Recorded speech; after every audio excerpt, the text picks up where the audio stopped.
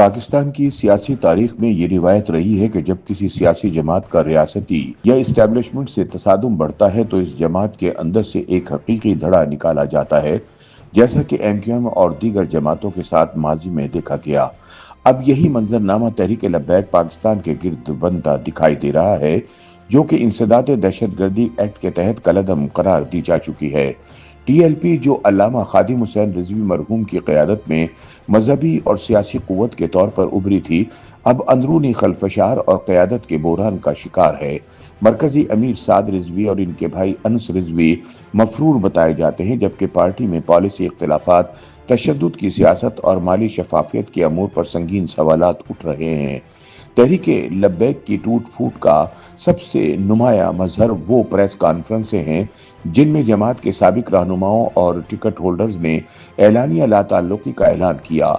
Lahore press club में barrister Usman Mangat और 100 से जायद साबिक उम्मीदवारों ने पार्टी से अलहदगी इख्तियार करते हुए कहा कि वो अब इस जमात की पॉलिसियों के हामी नहीं रहे। बैरिस्टर उस्मान मांगट, जो जमात की इस्लाहात कमेटी के रुकन और कानूनी महाज पर सरगर्म रह चुके हैं, ने वाज़े अल्फाज में कहा कि तहफ़्फ़ुज़ ख़त्म नबूवत हमारा ईमान है, लेकिन इसे तशद्दुद और इंतशार का जरिया बनाना दीन के पैगाम की तौहीन है।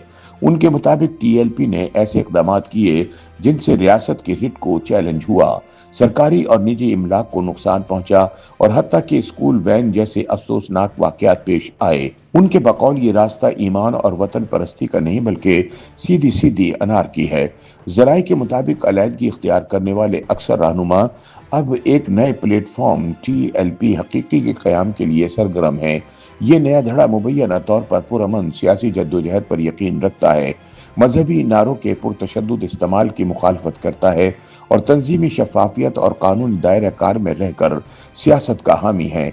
ये पेशरफ्त इस अमर की गम्माज है कि तहरीक लब्बैक के अंदर एक फिक्री तकसीम पैदा हो चुकी है, यानी एक तरफ पुरतशद्दुद बयानिए के हामी और दूसरी तरफ इस्लाह पसंद जो इस बयानिए से ला ताल्लुकी इख्तियार करना चाहते हैं।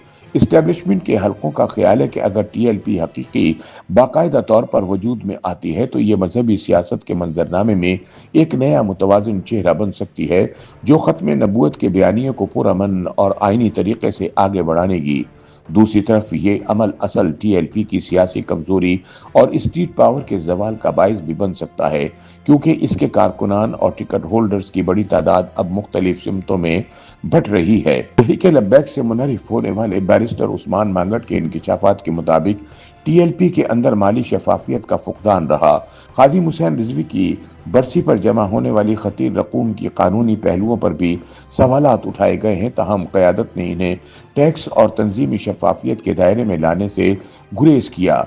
ये बात जाहिर करती है कि पार्टी के अंदर फैसला साजी का अमल गैर जमहूरी था और शूरा को अक्सर अहम फैसलों से ला इल्म रखा गया। तहरीक लब्बैक की मौजूदा सूरत हाल पाकिस्तान की मजहबी और सियासी हरकियात में एक नए मोड़ की निशानदही करती है। माजी की तरह रियासती पॉलिसी, जमाती इख्तिलाफात और पुरतशद्दुद बयानिए का बोझ एक ऐसे धड़े को जन्म दे रहा है जो खुद को इस्लाह पसंद या हकीकी करार देता है। अब देखना यह है कि आया टीएलपी हकीकी वाकई पुरअमन सियासत की राह इख्तियार करती है या ये भी महज सियासी और इंतजामी ज़रूरत के तहत वजूद में आने वाला एक और वक्ती तजर्बा साबित होगा।